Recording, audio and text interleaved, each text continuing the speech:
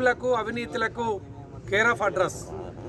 ఇలా సింగరేణిలో రెడీమేడ్గా ఉన్నటువంటి ఆదాయాన్ని ఇలా కొల్లగొట్టడం కోసము మంత్రులు అధికారులు అందరూ కూడా కుమ్ముక్కైపోయి ఇలా సింగరేణి కార్మికుల కష్టాన్ని చెమటతో ఇలా ఈ దేశానికి వెలుగనిదిస్తున్నటువంటి కార్మికుల కష్టాన్ని ఇలా దోచుకుంటున్నది ఈ యొక్క సింగరేణి నాయకత్వం, సింగరేణి ప్రభుత్వం. ఇలా ఇక్కడ ఉన్నటువంటి కాంగ్రెస్ ప్రభుత్వం మంత్రులు యథేచ్ఛగా ఈ యొక్క దోపిడికి శ్రీకారం చుట్టి సైట్ విజిట్ పేరిట కాంట్రాక్టర్లను ఇలా వాళ్ళకు సంబంధించినటువంటి కాంట్రాక్టర్లకు ఓ దిక్కు బట్టి విక్రమార్క, ఓ దిక్కు వెంకటరెడ్డి, ఈ విధంగా ఎవరికి వారు దోచుకునేటువంటి విధంగా ఒక కుట్రలకు తెరలేనటువంటి సందర్భంలో ఇలా ఈ యొక్క సింగరేణి ఆదాయ వనరులుగా కాకుండా ఉద్యోగ వనరులుగా కేసీఆర్ గారు తెలంగాణకు కొంగు బంగారమైనటువంటి సింగరేణిని కాపాడుకునేటువంటి రీతిలో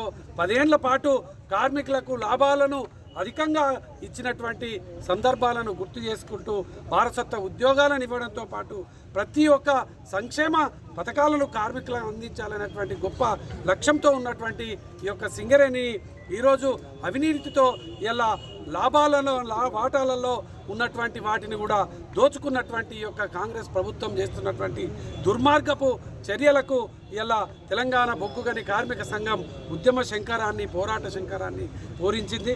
గౌరవనీయులు BRS party working president KT Ramanna గారి ఆదేశానుసారం ఇలా ఈ యొక్క ప్రతి ఒక్క జిఎం ఆఫీస్ కార్యాలయం ముందు ఇలా ధర్నాలతోని సింగరేణి కార్మికుల ఐక్యతను చాటుతూ రాబోయేటువంటి కాలంలో ఇటువంటి దోపిడీలు, ఇటువంటి అవినీతులకు పాల్పడితే మీకు చరమగీతం పాడక తప్పది యొక్క కాంగ్రెస్ పార్టీకి అని ఇలా హెచ్చరిక చేయడంతో పాటు నైనీ బ్లాక్లో ఏదైతే ఈ యొక్క అవినీతికి శ్రీకారం చుడుతున్నటువంటి ఈ సందర్భాలను మేము ప్రత్యేకంగా ఈరోజు డిమాండ్ చేస్తూ ఉన్నాం.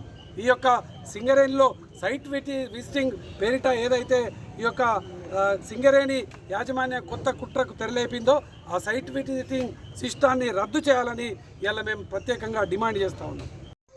తెలంగాణ రాష్ట్రంలో కాంగ్రెస్ ప్రభుత్వం ఏర్పడిన తర్వాత సింగరేణిపై కన్నేసి ఈరోజు సింగరేణిని కొల్లగొట్టి దివాలా తీసి నష్టాల్లోకి నెట్టి ప్రభుత్వ కార్యక్రమాలకైతే ప్రభుత్వంలో ఉన్నటువంటి వాళ్ళ వ్యక్తులకు, సంస్థలకు, బంధువులకు కట్టజెప్పాలనేటువంటి ఉద్దేశంతో ఓబీ కాంట్రాక్ట్ టెండర్స్ అయితేంది మొన్న నైనికి సంబంధించినటువంటి దాంట్లో అవినీతి అక్రమాలు చోటు చేసుకునేవి అనేది మా హరీష్ రావు గారు అయితేంది, కేటీ రామారావు గారు చెప్పినటువంటి విషయం అందరికీ తెలిసిందే.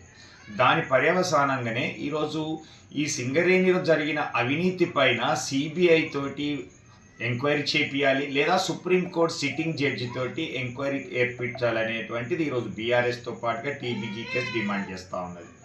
ఎందుకంటే సింగరేణిలో 2024 నుంచి అనేక ఓబీ కాంట్రాక్టర్లో ఇప్పుడు కేకేఓసి కానీ, ఎస్ఆర్పిఓసి కానీ, మన గోదావరి కానీ OC2 కానీ, అలాగే వీకే కోల్ మైన్ కొత్తగూడెం కానీ, ఇప్పుడు నైనికి సంబంధించింది కానీ, రేపు రాబోయే ప్రకాశం కానీ బీకేఓసి మనుగు అయితేంది, ఇవన్నిట్లలో కూడా కొత్తగా సైట్ విజిట్ సర్టిఫికేట్ అనేటువంటి నిబంధన చేర్చారు. గతంలో టెక్నికల్ బిడ్డింగ్ ఉంటుంది, ఫైనాన్షియల్ బిడ్డింగ్ ఉంటుంది. ఈ 2 నిబంధనలతో పాటుగా ఈరోజు సైట్ విజిట్ చేసినటువంటి వాళ్ళందరికీ కూడా సర్టిఫికెట్ ఇవ్వకుండా వాళ్లకు అనుకూలమైనటువంటి వ్యక్తులే, ఏ కాంట్రాక్టర్ అయితే దాన్ని పొందాలనుకుంటాడో ఆయనకు సంబంధించిన వ్యక్తులకు మాత్రమే సైట్ విజిట్ ఇచ్చేసి మిగతా వాళ్ళకు ఆ సర్టిఫికెట్ ఇవ్వకపోవడం వల్ల, ఆ బిడ్డింగ్లో పాల్గొనకపోవడం వల్ల, ఎక్కువ కోట్ చేసుకోవడం వల్ల దాంట్లో వచ్చేటువంటి లాభంలో కాంగ్రెస్ వాళ్ళు కూడా పాలు పంచుకుంటున్నారు అనేటువంటిది ఈరోజు కార్మిక వర్గం చర్చిస్తున్నటువంటి విషయం.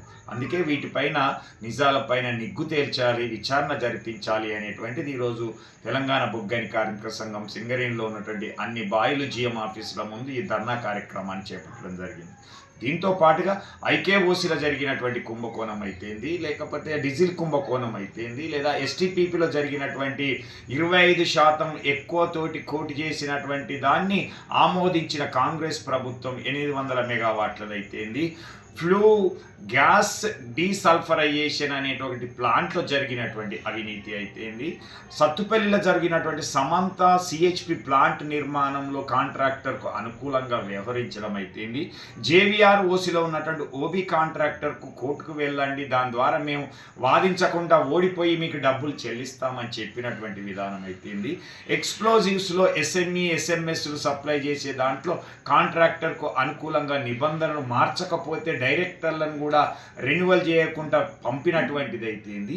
ఇలాంటి అనేక అవినీతి కార్యక్రమాలతో పాటు సింగరేణికి సంబంధించినటువంటి డబ్బులన్నీ కాజేస్తున్నటువంటిది ఈరోజు కాంగ్రెస్ ప్రభుత్వం.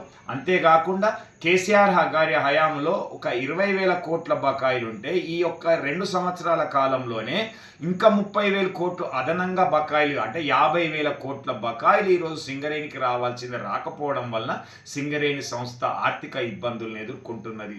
కాబట్టి ఇలాంటి అన్నిటిపైన, ఈ స్కాములు స్కీమ్ల పైన, కాంగ్రెస్ విధానం పైన ఈరోజు సిబిఐ తోటి విచారణ జరిపించాలి అనేటువంటిది తెలంగాణ బొగ్గు కార్మిక సంఘం డిమాండ్ చేస్తా ఉంది.